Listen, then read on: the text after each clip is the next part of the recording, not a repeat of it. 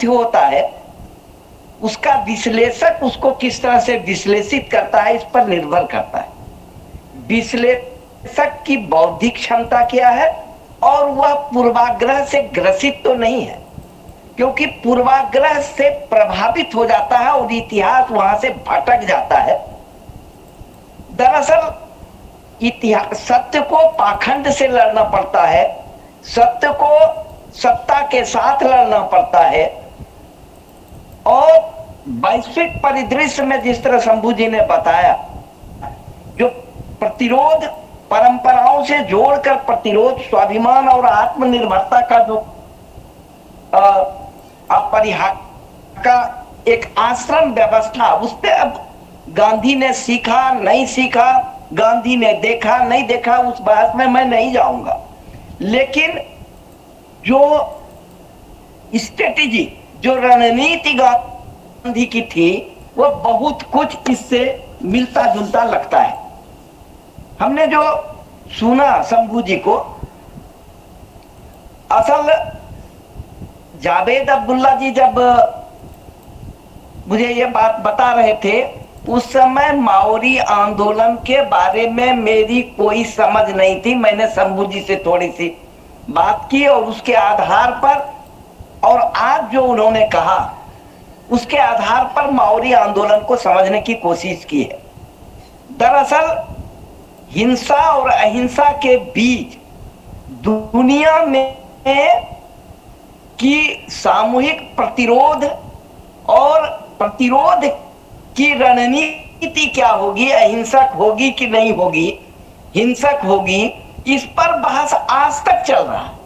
और आज तक इस बात को साबित करने की कोशिश की जा रही है कि हिंसक आंदोलन से ही भारत की स्वतंत्रता प्राप्त हुई है, अहिंसा का उसमें योगदान बहुत लोग, इसमें डिबेट है।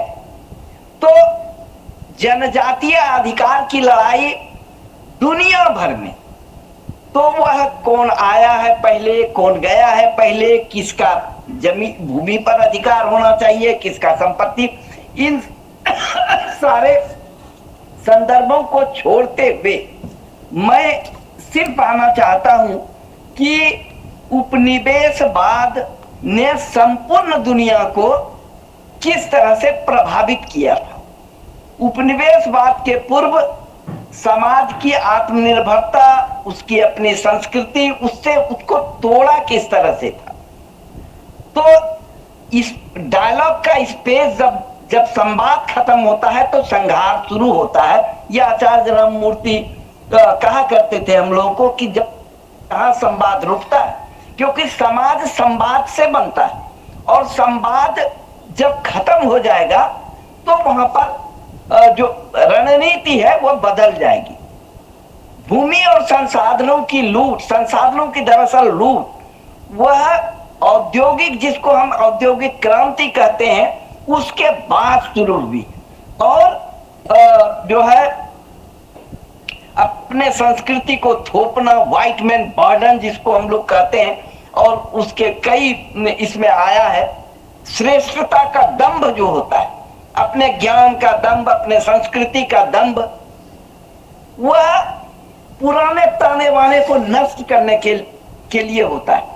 तो संपूर्ण दुनिया में सभ्यताओं का संघर्ष हुआ है, कोई कहते हैं, लेकिन मैं मानता हूं कि उस समय सभ्यताओं में आत्मनिरीक्षण का भाव चला था। यही तो माओरी ने सीखा कि दूसरी सभ्यता से भी कुछ सीखा उन्होंने। सभ्यताओं की टकराहट नहीं थी, वैचारिक उथल पुथल जरूर था, लेकिन असहिष्णुता की जड़ें भी खोजने की शुरुआत हुई थी। इसको हम लोग शंभुनाथ जी की एक किताब है, उसमें हमने सांस्कृतिक आधुनिकता शब्द देखा कि सांस्कृतिक आधुनिकता का वह युग है जिसमें कि सामाजिक क्रांति की नई दिशा, महाआख्यान जो गढ़े जा रहे थे उस समय, राष्ट्रीय शक्ति से संपन्न जो महाआख्यान गढ़ रहे थे, वह सामाजिक क्रांति का नई दिशा दी जा रही थी। यही सांस्कृतिक आधुनिकता का युग था जिसको कि माओरी आंदोलन ने बड़ी बाखूबी से ग्रहण किया। आज समाज अनुदारता की ओर बढ़ रहा है, क्यों बढ़ रहा है, इस पर विचार किया जाना चाहिए।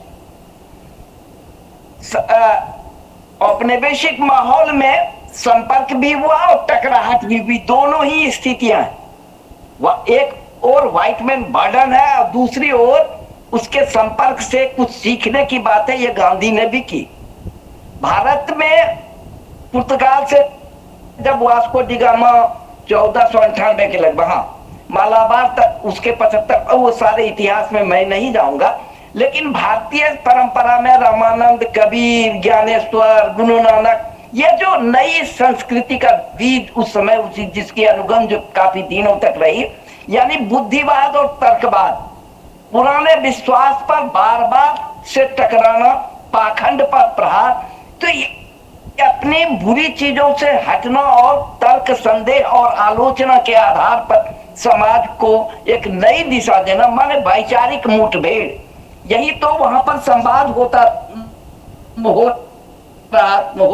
था, जिसमें अलग अलग कबीले के विद्वान आते थे और नई पीढ़ी की को गौरवशाली परंपराएं जो है धरोहर के रूप में सौंपते थे और उसमें कुछ जोड़ते भी थे। यही संपूर्ण दुनिया में जगह जगह हो रहा था। भारत के संदर्भ में मैं कहूं तो बुद्धिवाद, तर्कवाद और पुराने विश्वास पर से टकराहट, तर्क, संदेह और आलोचना के आधार पर समाज बढ़ रहा था, यानी वैचारिक मुठभेड़ का वजूद था। और उस समय ये आप देखिए, सभी अपने अपने तरह से सुधार कर रहे हैं, बेचैन हैं, आलोचनाएं हो रही हैं, बुद्धिवाद और की जागरूकता, राष्ट्रीय पहचान के लिए भी संघर्ष हो रहा है। वही संघर्ष जो है मौर्य आंदोलन में हम देखते हैं कि आत्म पहचान का के लिए संघर्ष हो रहा है और अतीत से भी संवाद कर रहे हैं। सामंती तत्वों का उस समय जिस तरह प्रभाव बढ़ रहा था, औद्योगिक क्रांति के कारण जो संसाधनों की लूट हो रही थी, उसी समय संपूर्ण दुनिया में उसी समय पुनर्रचना के भी संघर्ष चल रहे थे। अब देखिए आप, हमने जो कहा औपनिवेशिक बोझ, किपलिंग कहते थे, और मिल की भी बात जो है उसी तरह से आई है। तो अंतरराष्ट्रीय संस्कृति का स्वप्न अपने यहाँ भारत में राजा राम मोहन राय ने देखा, रविन्द्रनाथ टैगोर ने देखा, यानी बहुवचनात्मक नव जागरण की बात वह वहां पर मौर्य आंदोलन में भी हो रहा है, यहां भी हो रहा है। अब इसमें कहीं पर केंद्रवाद नहीं है और कहीं पर जो है सर्वसत्तावाद भी नहीं है। तो ऐसी स्थिति में हम लोग यह सोचने के लिए विवश हो जाते हैं कि आज हम मौर्य आंदोलन से क्या सीख सकते हैं, जिसको कि कंक्लूड किया है शंभू जी ने अंतिम में। आज की परिस्थिति जो है वह लगभग प्रतिरोध को खत्म करने देने की प्रवृत्ति पैदा हुई। अब प्रतिरोध जो है लगभग विलुप्त होता चला जा रहा है, क्योंकि संविधान ने एक स्थान प्राप्त किया है, यानी लोकतांत्रिक व्यवस्था में लोकतंत्र के जो स्तंभ हैं, उन स्तंभों के सहारे प्रतिरोध के या तो खंडित स्वरूप में प्रस्तुत हो रहे हैं, जगह जगह खंडित आंदोलन हो रहे हैं। और यह जो वैधानिक डकैती का, शंभू जी ने एक शब्द का प्रयोग किया था वैधानिक डकैती का रेफरेंस के साथ, तो वह वैधानिक डकैती की संभावनाएं आज ज्यादा बढ़ गई और सामुदायिक गुण के रूप में आप यह देखिएगा, लाल कुर्ती खान अब्दुल गफ्फार खान, जो कि को एक बड़े हिंसक समुदाय को अहिंसक बना देने की जो कल्पना जो उस समय हुआ था खान अब्दुल गफ्फार खान के संपूर्ण लाल कुर्ती, तो यही लगभग जो है हम देखते हैं मौर्य आंदोलन में। और यह भी देखते हैं कि धार्मिक आधार किस तरह, अहिंसक प्रतिरोध, वह धार्मिक नहीं बल्कि उसको कहिए कि वह जो है आध्यात्मिक आधारों पर वह गढ़ा जा रहा था। आदर्श कहीं न कहीं सब जगह एक केंद्र बिंदु होता है जहां पर लोगों को पहुंचना पड़ता है। ग्राम स्वराज, आदर्श बस्ती वह बस्ती कैसी होगी, उसकी कल्पना एकदम लगभग क्या ट्रू कॉपी हमको लगता है कि आत्मनिर्भरता, पारस्परिकता के बिना समाज टिक नहीं सकता है, कोई व्यवस्था टिक नहीं सकती है। और यह अस्मिता के साथ भी, क्योंकि आज अस्मिता की भूख संपूर्ण समुदाय में प्रकट हुई है और अस्मिता की टकराहट भी उसी कारण हुई है। यहां पर संवाद जब खत्म होता है और उसको उन्होंने कहा नागरिक आंदोलन और मानवाधिकार का आंदोलन, मानव के अधिकार का आंदोलन और नागरिक आंदोलन का मतलब होता है सामूहिक प्रतिरोध। सामूहिक प्रतिरोध का मतलब होता है समूह का शिक्षण।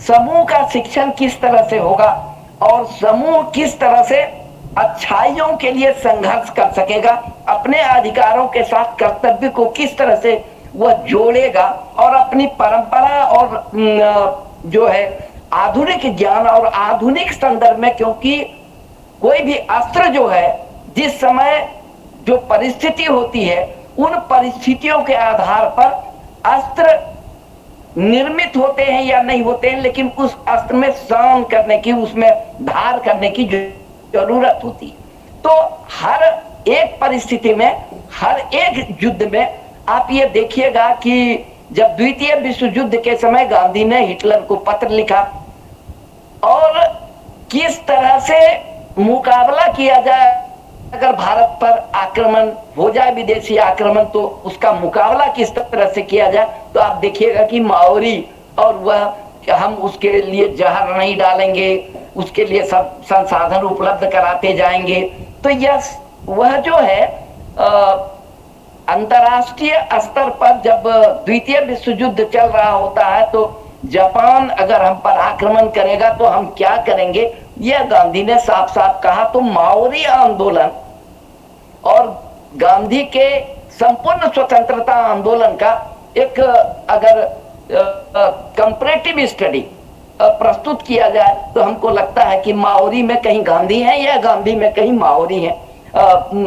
तो इस तरह से शंभू जी ने विस्तार से इसकी चर्चा की है, परिहाका की चर्चा की है, जो वैचारिक रूप से आज भी जिंदा है।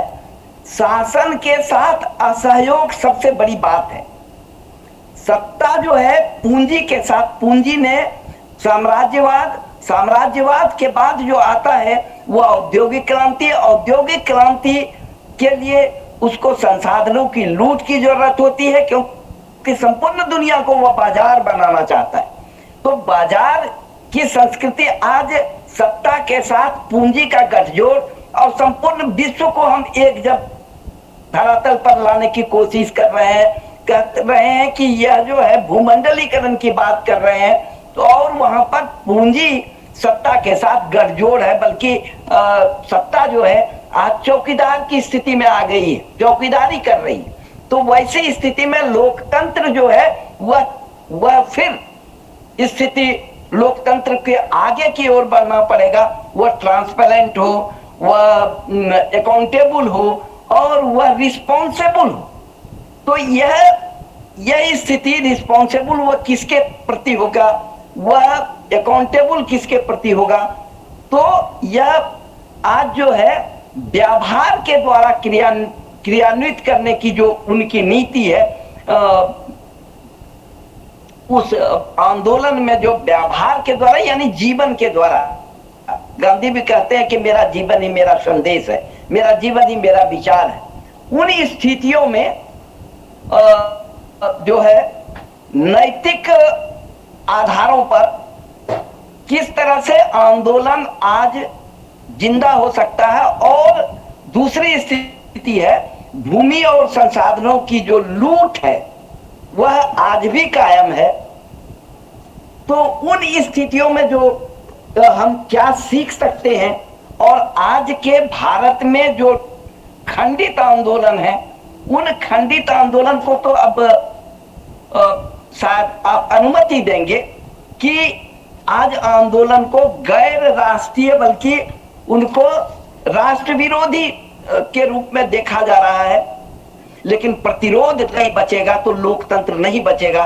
प्रतिरोध जो है, हमको बोलने की आजादी है, तो हमको हमारे अपने अधिकारों के लिए संघर्ष करने की भी आजादी है। और उस संघर्ष को लेकिन अगर हमने अहिंसक नहीं बनाया तो हम संघर्ष को दीर्घकालीन संघर्ष के रूप में परिवर्तित नहीं कर सकेंगे। लेकिन रचना को और संघर्ष को दोनों ही, सत्याग्रह और रचनात्मक कार्यक्रम को जिस तरह से गांधी ने मिलाया था, और वह कहते हैं कि बिना रचना के सत्याग्रह करना लकवा हाथ में होते हुए लोटा उठाने जैसा होगा। उसी तरह माओरी आंदोलन ने एक तरफ ज्ञान, अपने ज्ञान की परंपरा को, अपनी अस्मिता को, अपने संस्कृति से के जो उदात्त तत्व हैं, और उसके बाद जो पश्चिमी सभ्यता के जो फलवती तत्व हैं, उन दोनों को मिलाने की कोशिश की है और उसके बाद एक आदर्श स्वरूप में प्रस्तुत करने की कोशिश की है। मुझे लगता है कि हम लोग इस निष्कर्ष पर पहुंच सकते हैं कि दुनिया में जो भी आंदोलन या जो भी प्रतिरोध है, उन प्रतिरोधों को के साथ आज जो विडंबना है संपूर्ण दुनिया की, कि हिंसक, चाहे वह नक्सलवादी आंदोलन हो, चाहे वह, लेकिन रूस के विघटन और चीन के विघटन के बाद अब दुनिया यूनिपोलर हुई है। इस यूनिपोलर वर्ल्ड में, इस यूनिपोलर दुनिया में आज विचार यूनिपोलर नहीं हो जाए, इस बात की संभावना से इनकार नहीं किया जा सकता है, क्योंकि सबको एक दिशा में मोड़ने की कोशिश हो रही है। सबको एक तरह से सोचने, एक जो है, एक तरह से दिमाग को परिणत करने की कोशिश हो रही है। पूर्व में किए गए अत्याचार के लिए जब 2017 में ब्रिटेन माफी मांगता है, तो इसका यह अर्थ होता है कि वह पूंजी का जो वर्चस्व है, आज भी पूंजी का जो वर्चस्व है, उसके लिए एक संघर्ष जो है, उसके लिए एक व्यवस्था है, उसके लिए संपूर्ण दुनिया में अहिंसक सामुदायिक गुणों का आज प्रत्यारोपण लोगों में हो सके, यह एक बड़ा सवाल, यह एक बड़ी चुनौती आज के आंदोलन के साथ पैदा हुई है। एक बृहत्तर व्यक्तित्व का भी आधार होता है, क्योंकि वहां पर भी अगर नेतृत्व नहीं होता तो नेतृत्व किस तरह से अपना विश्वास होए या किस तरह से विश्वास अर्जित करे, यह एक सवाल किसी भी आंदोलन के साथ आता है। भाषा और शिक्षण संस्थान जो का पुनर्जीवन जो है, आप देखिएगा कि गांधी ने 1916 में भाषा के सवाल पर कहा, और 1916 के फरवरी में ही बीएचयू के स्थापना सभा में भी उन्होंने भाषा के सवाल पर कहा कि जिस देश को अपनी भाषा नहीं है, वह देश जो है स्वराज पाने का हकदार नहीं है। यानी स्वराज के साथ भाषा को जोड़ना, भाषा माने परंपरा को जोड़ना, परंपरा माने हमारे पूर्व के ज्ञान को जोड़ना। लेकिन पश्चिमी सभ्यता के अच्छाइयों का अवगाहन गांधी ने किया, हिंद स्वराज तो पश्चिमी सभ्यता की आलोचना पर लिखी गई है, लेकिन उन तत्वों की आलोचना है जो कि पूंजी और